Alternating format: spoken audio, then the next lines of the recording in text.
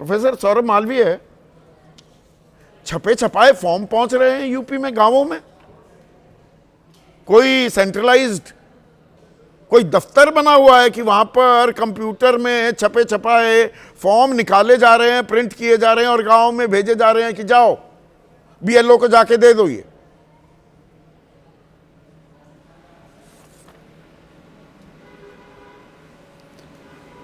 संदीप जी, ये फॉर्म जिनको मिला है वो प्रशासन के पास जाते, एफआईआर कराते, चुनाव आयोग से पूछते, मतलब और उसके बाद हाँ पूरी बात कीजिए। आप भी हेडिंग चलाते कि महाघोटाला, फॉर्म 7 का महाघोटाला। मुझे तो आपत्ति है आपके इस इतने बड़े आप घोटाला के हेडिंग से, महाघोटाला, फॉर्म 7। आप तो बड़े संजीदा पत्रकार हैं, जानकार पत्रकार हैं, चीज़ों को समझते हैं। अरे उनकी तो पराजय की जमीन बिछ चुकी है, इसलिए वो कह रहे हैं हार पर हार, हार पर हार, हार पर हार। अच्छा मुझे ये बताइए, लोकतंत्र को अच्छा ये बताइए ना, ये राजकुमार घुरसंडा गांव का, तहसील महोली सीतापुर का, उसका तो बाकायदा मैंने वीडियो दिखाया। 63 फॉर्म 7, यानी कि 63 फॉर्म लोगों के नाम हटवाने का आवेदन राजकुमार कर रहा था। राजकुमार कह रहा है मैंने तो एक भी फॉर्म नहीं भरा।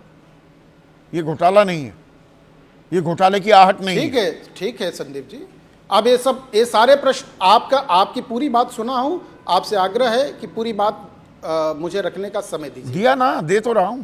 जिस व्यक्ति ने आपत्ति की है जी संदीप जी, आपत्ति दर्ज करना ये चुनाव आयोग की कोई नई प्रक्रिया नहीं है, चुनाव आयोग की प्रक्रिया है और पुरानी पहले भी होता रहा है। आप इतने मासूम, इतने नादान कब से हो गए? नादान तो आप हैं नहीं, इतने परिपक्व हैं, एचओडी हैं यूनिवर्सिटी में।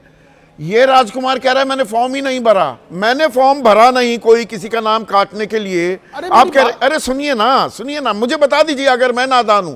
मैं अपनी नादानी, बेवकूफी, अपना मंदबुद्धि होना मैं कबूलने को तैयार हूं। थोड़ा समझा तो दीजिए कि संदीप चौधरी ने 63 फॉर्म भर दिए नाम कटवाने के, नोएडा में किसी के। मैंने जब भरे ही नहीं, मुझे कैसे पता लगेगा? मैं आपत्ति कैसे करूंगा? आप कह रहे हैं नहीं एफआई, और मेरे पास कोई काम नहीं बचा, मेरी जिंदगी में और कुछ नहीं रह गया। मैं एफआईआर कराऊं, अदालत का दरवाजा खटखटाऊं, ये घपला कौन कर रहा है? ये तहकीकात करने की जिम्मेदारी किसकी है? मेरी जिम्मेदारी है सवाल उठाऊं या चुनाव आयोग? क्यों गांधी जी के 3 बंदर बन के बैठा हुआ है? देखिए संदीप जी, ये बात बाहर आई जब आपके द्वारा आग्रह किए जा रहे हैं, अखिलेश जी के द्वारा मीडिया से आग्रह है, सभी बंधु बाहर आए।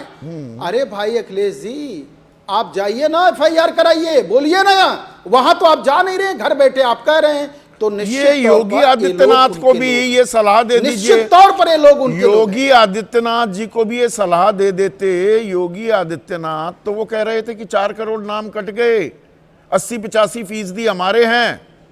85-90, 80-85 नहीं बोले, 85-90%। सुनिए ना, और 200 नाम जुड़वाइए हर बूथ में जाकर। तो वो क्या कह रहे थे कि नाम कट गए ना, गलत नाम कट गए ना। संदीप जी, योगी आदित्यनाथ को यह सलाह दे दीजिए ना प्लीज। बहुत अच्छा सवाल लेके आए हैं। हाँ बिल्कुल, बहुत अच्छा सवाल आप लाए हैं, लेकिन सुनने का थोड़ा सा सुनिए। आप बीच में बोलेंगे और बात भी नहीं हो पाएगी तो फिर मतलब नहीं निकलेगा उसका। संदीप जी, योगी आदित्यनाथ कार्यकर्ताओं से कह रहे हैं, लोकतंत्र को मजबूत करने के लिए कह रहे हैं, और अपने लोगों से कह रहे हैं, मतदाताओं से अपील कर रहे हैं कि अधिक से अधिक नाम 200 सबको अधिकार, बाकायदा 200 एक मिनट सुनिए, बाकायदा 200, वो 3 करोड़ 55 लाख हो जाता है। 3 करोड़ 55 लाख को अगर 12 करोड़ 55 लाख जो ड्राफ्ट सूची आई है उसमें जोड़ोगे तो वो 16 करोड़ से ऊपर जाता है। और यही व्यस्क आबादी है। ये सरकार के आंकड़े हैं, सरकार की प्रोजेक्शन है।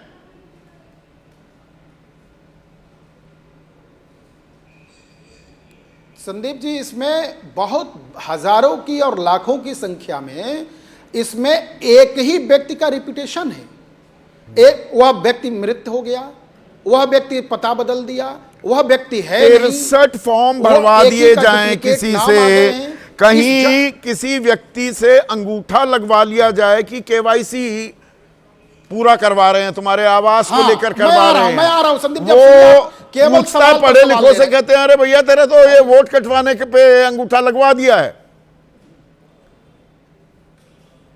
आप इसे सामान्य सी बात मान रहे हैं, आप इसे साजिश मान रहे हैं, विपक्ष की खिसियाहट मान रहे हैं। बहुत गंभीर बात मान रहा हूं और बहुत गंभीर बात कहने जा रहा हूं। कहिए ना प्लीज। मैं बहुत गंभीर बात मान रहा हूं और बहुत गंभीर बात कहने जा रहा हूं, आप सुनेंगे तो जरूर कहूंगा। हाँ प्लीज कहिए। संदीप जी, जिन लोगों ने अंगूठा लगाए, जिन लोगों ने अनेक फॉर्म जमा किए और जिन लोगों ने आपत्ति के लिए बात मीडिया में लेके आ रहे हैं, बाहर कह रहे हैं और उचित स्थान पर नहीं जा रहे हैं, आप इंतजार करिए, ये सारे लोग उनके लोग होंगे। आप देखिएगा, इस सच का सच आ जाएगा। चुनाव आयोग और स्थानीय प्रशासन और लोकल चुनाव प्रक्रिया, ये हिमंता बिस्वा शर्मा जांच के दायरे में, हिमंता बिस्वा शर्मा जो कहते पाए गए, अब आप कह दीजिए। हाँ हाँ पूरी करिए बात, करिए करिए प्लीज। संदीप जी ये बताइए, किसी का नाम अचानक से कट जाता है क्या? अरे एक प्रक्रिया होती है, कानून नाम की चीज है, चुनाव आयोग के पास चीज है। तो मतलब ये प्रक्रिया है, ये सामान्य प्रक्रिया है। उस प्रक्रिया के तहत नाम समझाइए ना मुझे प्रोफेसर साहब, ये सामान्य प्रक्रिया है कि एक सूबे का मुख्यमंत्री सार्वजनिक बयान देगा कि एसआर में, वहां पे तो स्पेशल रिवीजन हो रही है, एसआईआर तो हो नहीं रहा, 4-5 लाख मियाँ लोगों के नाम कटेंगे। मियाँ को हटाने के लिए 2-3 बजे रात तक काम करना चाहिए। इनको परेशान करो, इनको टहलाओ। मुख्यमंत्री कह रहा है, चुनाव आयोग को संज्ञान नहीं लेना चाहिए इसका। संदीप जी इस पूरे सवाल का जवाब लीजिएगा, बीच में मत बोलिएगा, सुन लीजिए संदीप जी, एक सूबे का मुख्यमंत्री पूरे सूबे की चिंता करता है, मतदाताओं की, और क्या कह रहा है वो? मियाँ लोग, मियाँ कौन लोग? मियाँ जात के लिए नहीं कह रहा है। अच्छा। वह उन लोगों के लिए कह रहा है जो घुसपैठिया आए हुए हैं। अच्छा, जो कैसे पहचानेंगे? कपड़े देख के पहचान लेते हैं। और स्थानीय अच्छा, वो मियाँ लोगों के नाम कटवाओ, कैसे पहचानेंगे? आज तक आपने तो आंकड़ा बताया नहीं। 11 साल से केंद्र में है, कितने हैं देश में घुसपैठिए? बताइए ना। और कितने वापस भेज दिए? 441 पिछले साल, 441 बांग्लादेशी वापस भेजे। बताएंगे करोड़ों। संदीप जी, असम में लोकल भाषा देशज भाषा है मियाँ वहां का। अच्छा। जो बांग्लादेश से के अब आप मुझे सही में नादान, मैंने कह दिया तो आपने मान लिया कि मैं नादान हूं। इतने नादान भी नहीं है। पर राजीव राय, नहीं भैया, ये भाई एक कानून तो सीधा सीधा है कि महज फॉर्म 7 के आवेदन से नाम तो नहीं कटता है। कानूनी प्रक्रिया की तहत जांच होती है, सत्यापन और संबंधित कार्रवाई, नोटिस जारी होता है उसके लिए। आपने तो ऐसी हाय तौबा मचा दी कि जी ये फॉर्म बस किसी ने भर दिए, 100 200 फॉर्म एक आदमी के नाम भरे जा रहे हैं। एक वीडियो ट्वीट करके आप पूरी प्रक्रिया पर धब्बा लगा रहे हैं, उसे दागदार साबित कर रहे हैं। खिसियाहट है ये आपकी। संदीप चौधरी जी, आपके सवाल तो मैं सुन लिया, लेकिन जितनी मासूमियत से प्रोफेसर साहब जवाब दे रहे थे, इनकी मासूमियत पर तो मासूमियत भी आत्महत्या कर लेगी। मैं एक फॉर्म 7 पर नहीं कर रहा हूँ। पिछला जब सत्र शुरू हुआ था, और प्रोफेसर साहब जरा मेरा ज्ञान वर्धन करेंगे कि प्रक्रिया क्या होती है, तो हमने उस समय भी सवाल उठाया था और सबूतों के साथ सदन में खड़ा होकर लोकतंत्र के सबसे बड़े मंदिर से लेकर जो जिले का अधिकारी होते हैं, डीएम, लखनऊ का चुनाव आयुक्त का कार्यालय, और यहाँ मेरे घर जहाँ बैठा हूँ, से 5वां मकान केंद्रीय चुनाव आयोग का ऑफिस है। तीनों जगह मैंने दिया और सबूत के साथ दिया।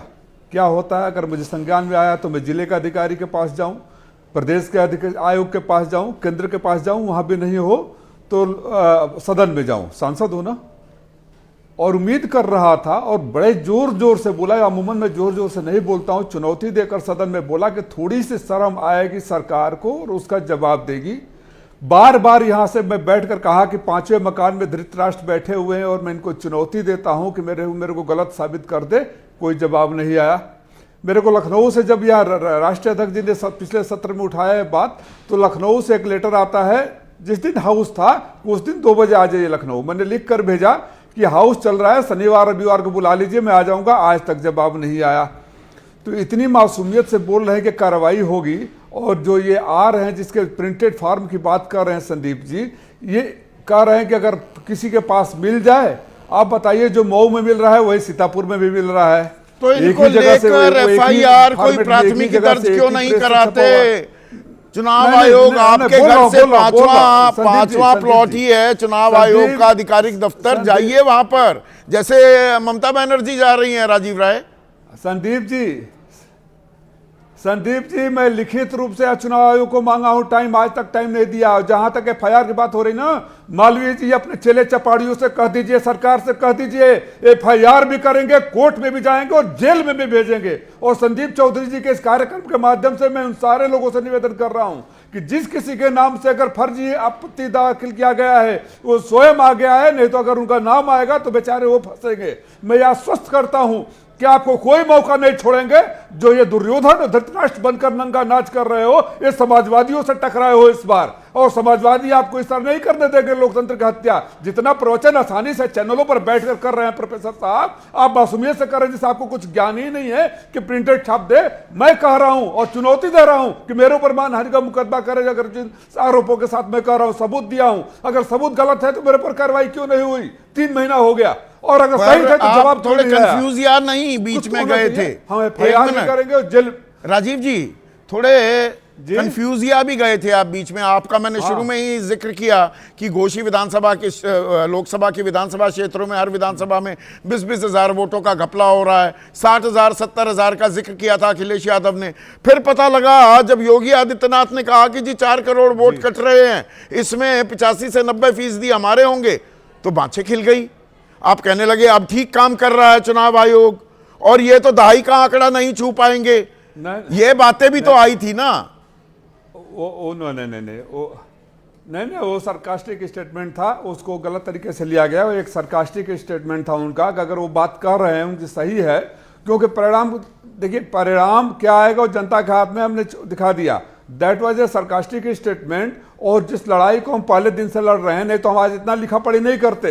राष्ट्रीय अध्यक्ष जी खाली सोशल मीडिया पर ही नहीं पोस्ट कर रहे हैं, हमारी लीगल टीम भी तैयार है, और इनके जो एजेंट हैं, जो चुनाव आयुक्त सूचना विभाग का कार्यालय लखनऊ में है, जो बैठकर फार्म भेज रहे हैं, इसकी जांच भी होगी और सुप्रीम कोर्ट तक जाना पड़ेगा तो जाएंगे। हम खाली चैनलों पर बोल के नहीं रह जाएंगे, खाली लोगों से बोल के नहीं रह जाएंगे। और 1,56,000 BLA हैं, बैठकर और सरकार में बैठकर बीजेपी को बराबर की टक्कर दे रहे हैं। आपके भी 1,56,000 BLA हैं, तो आपकी BLA की भी जिम्मेदारी बनती है।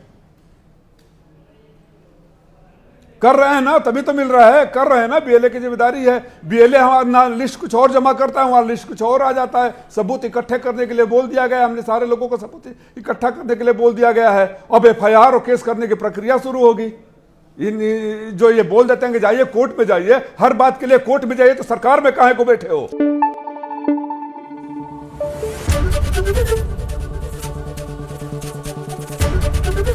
एबीपी न्यूज आपको रखे आगे।